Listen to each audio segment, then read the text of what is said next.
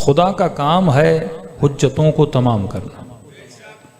حجت دو طرح سے تمام ہوتی ہے، ایک ہوتی ہے حجت علم، علم کے ذریعے حجت تمام کی جاتی ہے۔ مثلا آپ کو بولا جائے 2+2 4 ہے، ایک بندہ کہے نہیں 2+2 3 ہوتا ہے، تو وہ تو ایک ضد ہے، لیکن اسے میتھامیٹک کا ایک قانون سکھایا جائے گا کہ کیلکولیشن اس طرح ہوتی ہے، 2 کو 2 سے ملاؤ گے تو 4 ہوتے ہیں۔ ایک ہے حجت علم، دوسری حجت ہے حجت نور، نور کے ذریعے حجت کو تمام کیا جاتا ہے۔ سب سے برترین حجت جو ہوتی ہے وہ نور کی حجت ہوتی ہے۔ نور کا کمال یہ ہے کیونکہ اللہ نے کہا اللہ نور السماوات والارض، خدا زمین و آسمان کا نور ہے، یعنی سب سے واضح ترین حجت اگر کوئی ہو سکتی ہے وہ نور کی حجت ہے۔ تبھی کہا کہ میں زمین و آسمان کا کیا ہوں؟ نور ہوں۔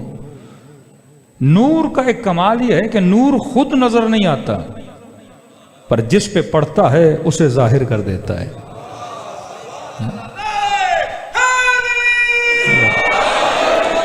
اس پوری امام بارگاہ میں کوئی یہ نہیں بول سکتا مجھے نور نظر آ رہا ہے۔ دائیں دیکھو گے، بائیں دیکھو گے، ممبر نظر آ رہا ہے، مائک نظر آ رہا ہے، مولانا نظر آ رہا ہے، دیواریں نظر آ رہی ہیں، زیارتیں نظر آ رہی ہیں۔ یہ نظر کیوں آ رہی ہے؟ نور کی وجہ سے۔ نور کا کمال ہے یہ جس شے پہ پڑتا ہے اس شے کو ظاہر کر دیتا ہے، خود نظر نہیں آتا۔ اس بیچ میں نور نہیں ہے، آپ کی آنکھ نور پر نہیں پڑ رہی، جہاں جہاں پڑ رہی ہے وہاں وہاں پر نور ہے۔ تبھی کہ اللہ نور السماوات والارض، یہ کائنات اگر چمک رہی ہے، دمک رہی ہے تو اللہ کے نور سے چمک رہی ہے۔ اگر نور خدا نہ ہوتا، یہ کائنات نہ ہوتی، تو برترین حجت جو ہے وہ حجت نور کہلاتی ہے۔ خدا قیامت کے دن مسلمانوں سے سوال کرے گا میں نے حجت تمام کی تھی۔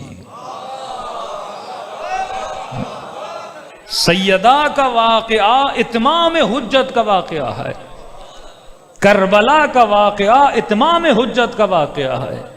اگر ان واقعات کو دیکھ کر، واقعات کو سن کر بھی اگر کوئی ہدایت نہیں پا رہا، وہ کھلی گمراہی میں ہے، یا اس کے دل پہ پردہ ہے یا مہر لگا دی گئی ہے۔ اب کربلا میں بڑے بڑے لوگ شہید ہوئے، لیکن کس شہید کی شہادت نے کربلا میں حجت کو تمام کیا؟ امام حسین بھی شہید ہوئے، علی اکبر بھی شہید ہیں، جناب قاسم بھی شہید ہیں، عباس علمدار بھی شہید ہیں، لیکن میرے مولا فرماتے ہیں ساری شہادتوں نے حجت کو تمام نہیں کیا، حجت کو تمام کیا ایک شہادت نے۔ کیونکہ اگر امام حسین شہید ہوئے، بول سکتے ہیں بڑے تھے، مقابلے میں آئے تھے، جنگ میں شہید ہو گئے۔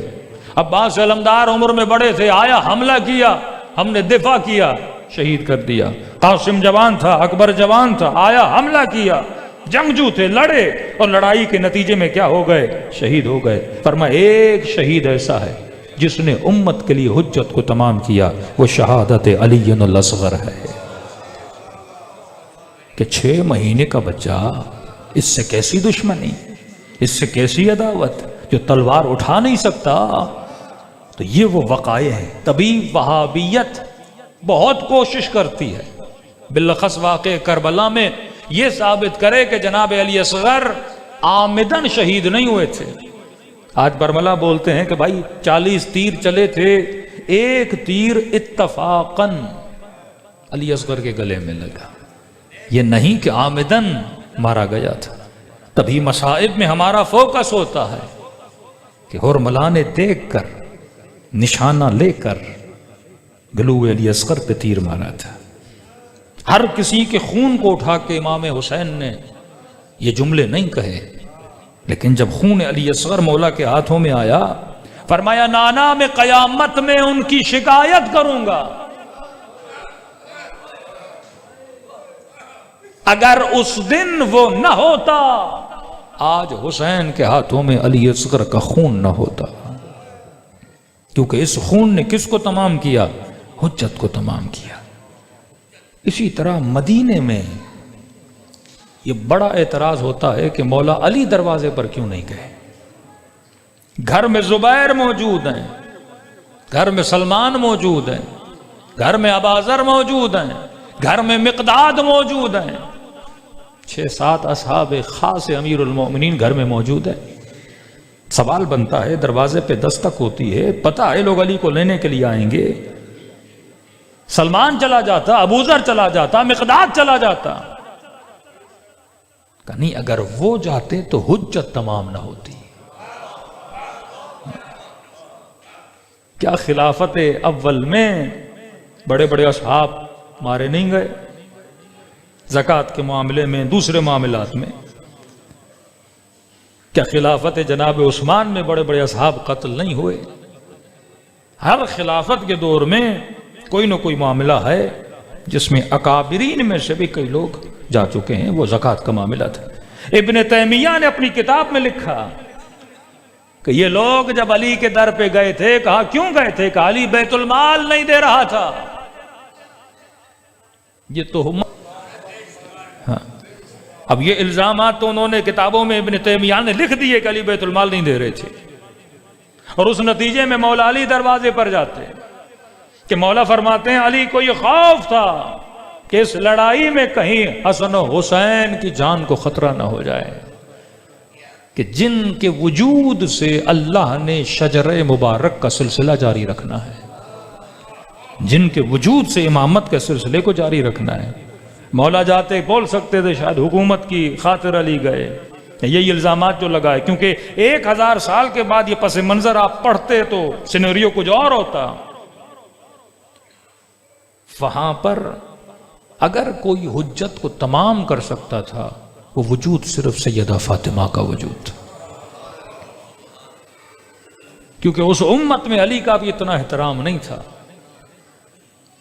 کہ گھر آ کر یہ بولیں کہ بی بی نے کہا علی میں نے سنا ہے لوگ تجھے سلام نہیں کرتے، کہ آپ سلام کی بات کرتی ہیں، میں سلام کرتا ہوں، علی کو سلام کا جواب نہیں دیتے۔ اس معاشرے میں اگر کسی کی عزت، وقت، وقار تھا، وہ نبی کی بیٹی تھی، اور جاتے جاتے بار بار اس دروازے پر آتے تھے اور کہتے تھے السلام علیکم یا اہل بیت النبوہ مؤذن الرسالہ۔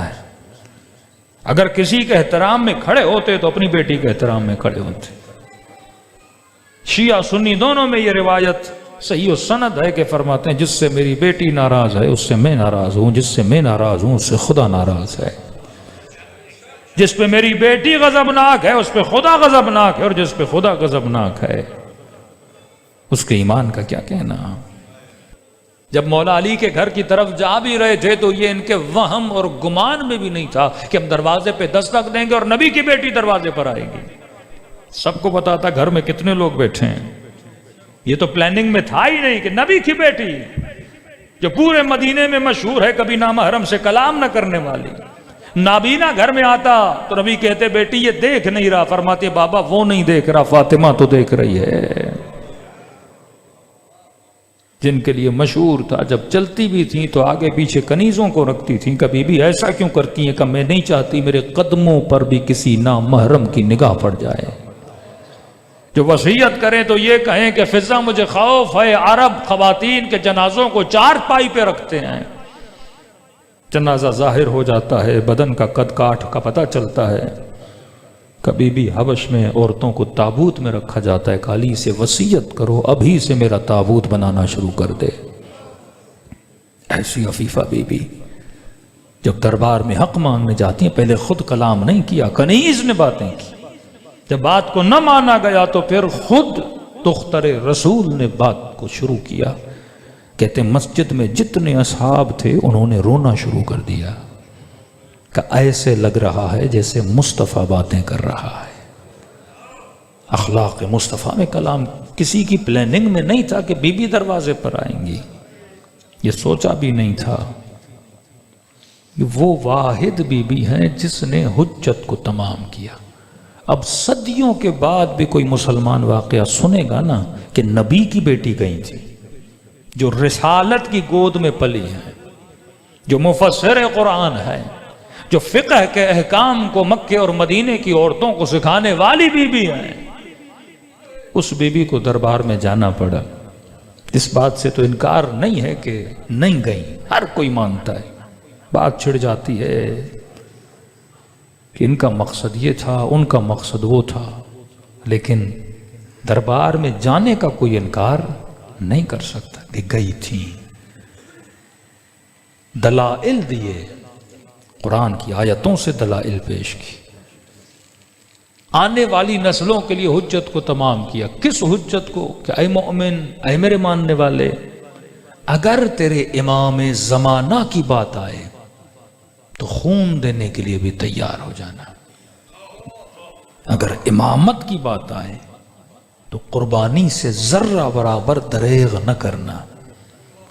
اور یہی سبق اپنی بیٹی زینب کو سکھایا. کہتے ہیں کربلا میں اگر مولا علی کی شخصیت کو اور جناب سیدہ کی شخصیت کو، یعنی دونوں شخصیتوں کو اگر ایک شخصیت میں جمع کیا جائے تو وجود زینب بنتا ہے.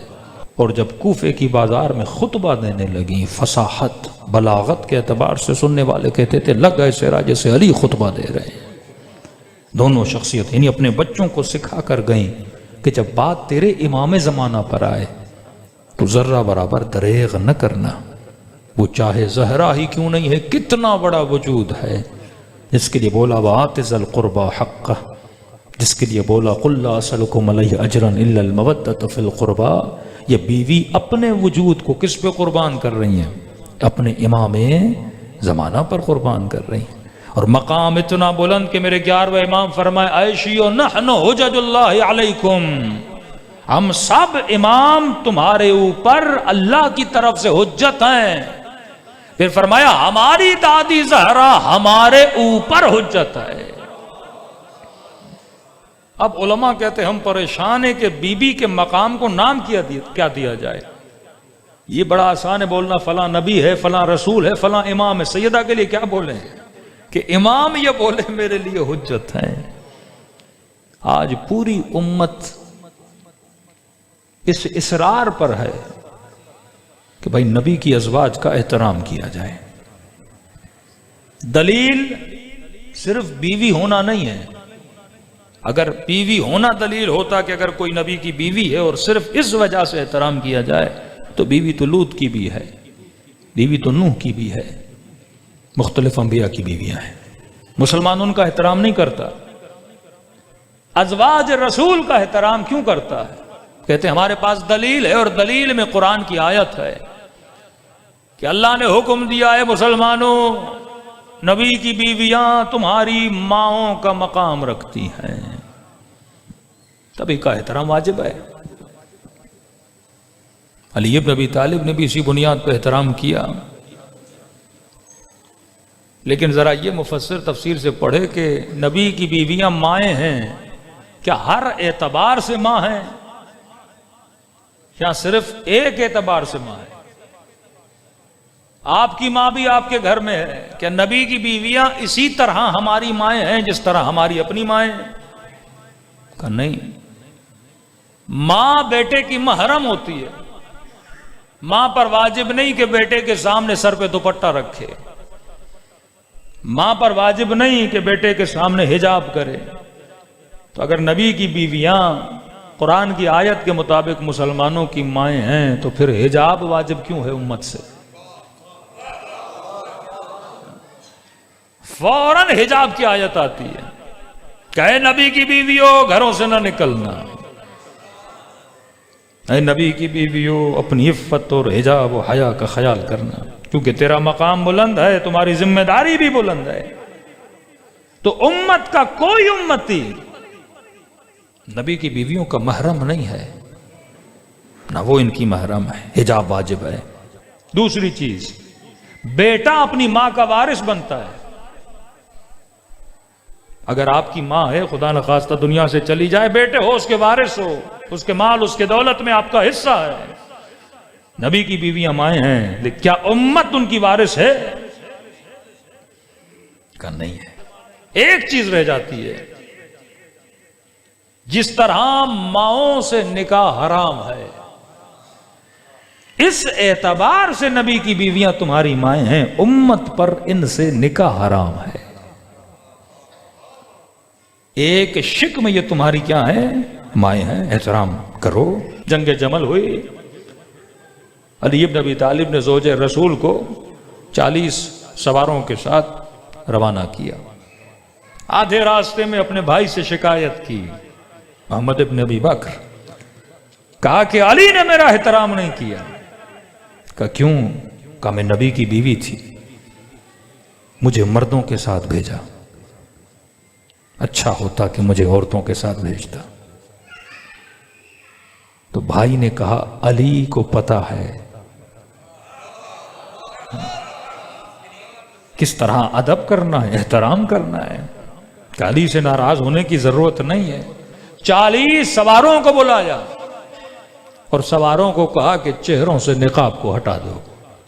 کہ جیسے نقاب ہٹایا 40 کے 40 عورتیں تھیں، ایک بھی مرد نہیں تھا. اللہم صلی اللہ. کہ علی نے مجھ محرم کو بھی آپ کے ساتھ بھیجا کہ بھائی ساتھ جائے، اور 40 عورتوں کو بھیجا. ایک تو یہ بات ثابت ہو گئی نا کہ نبی کی بیوی امت کے لیے محرم نہیں ہوتی. اگر محرم ہوتی تو یہ اعتراض نہ کرتی کہ علی نے نامحرموں کے ساتھ بھیجا ہے، عورتوں کے ساتھ بھیجا. کہ پھر شروع میں کیوں نہیں بتایا؟ کہ علی کو خوف تھا دشمن کو اگر پتہ چلتا کہ عورتیں ساتھ ہیں، پہلے سے پلان بنا دیا تھا کہ آپ کو قتل کر دیا جائے. اور قتل کا الزام کس پہ لگایا جائے؟ علی بن ابی طالب پہ لگایا جائے کہ علی نے جنگ جیتنے کے بعد کیا کر دیا؟ نبی کی زوجہ کو قتل کر دیا. کہ ہم مردوں کا لباس پہنا کر بھیجا تاکہ دشمن کو خوف رہے اور آپ کی جان بچی رہے. ایک آیت کی وجہ سے احترام ازواج رسول میں ایک آیت بیان کی جاتی ہے کہ اے مسلمانوں، یہ امت کی مائیں ہیں، لہذا احترام ازواج رسول کا واجب ہے، کیونکہ ماں کا مقام رکھتی ہیں. کس اعتبار سے ماں ہے میں نے بیان کیا. اب 1 منٹ کے لیے مفتی اور مولوی سوچے، جو امت کی مائیں بنے ان کا احترام واجب ہے، اور جو امت کے سردار مصطفیٰ کہے کہ فاطمہ ام ابیہا ہے.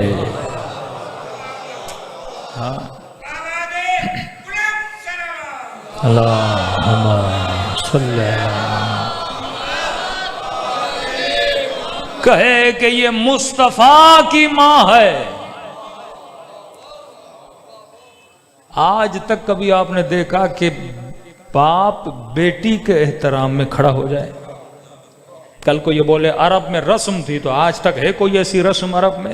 جب یہ لقب دیا نا کہ ام ابیہا، اپنے بابا کی بھی ماں کا درجہ رکھتی ہے، کہ شاید کل کوئی مفتی یہ بول دے نبی نے پیار میں بولا تھا، نبی نے محبت میں بولا تھا، نبی نے ایموشنز میں بولا تھا، یہ کوئی خاص درجہ اور مقام نہیں ہے. نبی نے بولا بھی کہ یہ میری ماں کا مقام رکھتی ہے. اور جب فاطمہ آتی تھیں تو کھڑے ہو کر بھی ثابت کیا کہ یہ ماں کا مقام رکھتی ہے.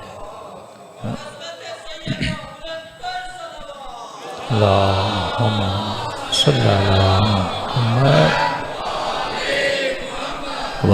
یہ وہ حجت ہائے الہی ہیں کہ خدا بندوں پہ کیا کر رہا ہے؟ تمام کر رہا ہے. نجران کے مسیحیوں سے مناظرہ کیا، علمی حجت علمی حجت علمی حجت، نہیں مانے. آخر میں بات مباہلے پر آ گئی. کباؤ میدان میں چلتے ہیں، جو سچا ہے سچا، جو جھوٹا ہے اس پہ اللہ کی لعنت ہوگی. اور حجت کو تمام کرنے کے لیے کن کو لے کر گئے؟ حسنین کو لے کر گئے، فاطمہ کو لے کر گئے، علی بن ابی طالب کو لے کر گئے. جب یہودی مسیحیوں نے یہ چہرے دیکھے تو حجت تمام ہو گئی نا. کہا انہوں نے زندگی میں کبھی جھوٹ نہیں بولا، آج تک نہیں ہوا. یہ دعا کریں ان کی دعا رد نہ ہو. یہ ایسے چہرے ہیں اگر ہاتھوں کو اٹھا لیا تو لعنت الہی تمہارے سر پہ آ جائے گی. میدان کو چھوڑ کے چلے گئے. یہ ہے وہ حجت الہی. خدا دلیل دے کر حجت کو تمام کرتا ہے. ایک حجت ظاہری ہے، ایک حجت باطنی ہے. مولا فرماتے ہیں علی کے در پر کبھی کوئی بے وقوف نہیں آتا، کبھی کوئی احمق ابلہ اس در پہ نہیں آتا. علی کا ماننے والا عقل مند ہوتا ہے. اب کسی جوان نے کہا کہ مولانا یہ ثابت کیسے ہو؟ کہ علی کے ماننے والا عقل. میں نے کہا بڑی سمپل سی دلیل دے رہا ہوں آپ کو. میں نے کہا بڑا آسان ہے ثابت کرنا. دیکھیے بندے کی سلیکشن سے پتہ چلتا ہے بندہ عقل مند کتنا ہے. جس کی عقل جتنی زیادہ ہوتی ہے اس کا انتخاب اتنا اچھا ہوتا ہے. ہر کسی کی سلیکشن اس کے عقل کے مطابق ہوتی ہے.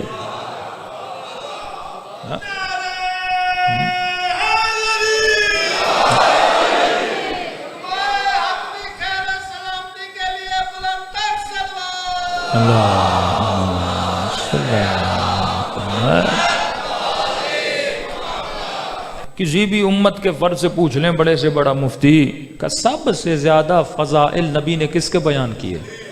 علی کے بیان.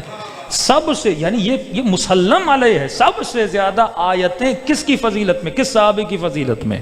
علی ابن ابی طالب. علم سب سے زیادہ، شجاعت سب سے زیادہ، حلم سب سے زیادہ، حسب نسب ہر شے میں علی ابن ابی طالب سب سے کیا تھے؟ آگے تھے. اب بندہ جب چننے جائے گا تو ہیرا چنے گا یا پیتل چنے گا؟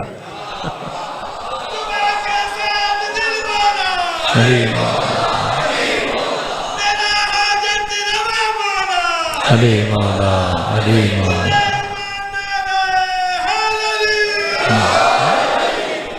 اب اگلے مراتب تو بات کی بات ہے، وہ نماز ہو، وہ روزہ ہو، وہ عرفان ہو، وہ معرفت ہو، یہ سب بات کی بات ہے. یہی کہ اس نے اپنا امام علی کو بنایا ہے. یہی سلیکشن، یعنی ابتدائی درجہ سلیکشن کا درجہ ہے کہ بندہ عقل مند ہے. اختیار آپ کا ہے، یزید کو چنو یا حسین کو چنو. اللہ تیرے چننے کو دیکھتا ہے اور اس چننے کے اعتبار سے تجھے سزا بھی دیتا ہے، تجھے جزا بھی دیتا ہے. سزا کیوں دیتا ہے؟ اس کی مرضی اس نے پیتل اٹھایا، اس کی مرضی اس نے ہیرا اٹھایا. کا سزا اس لیے دیتا ہوں کیونکہ میں نے تیرے اوپر حجت کو تمام کیا تھا.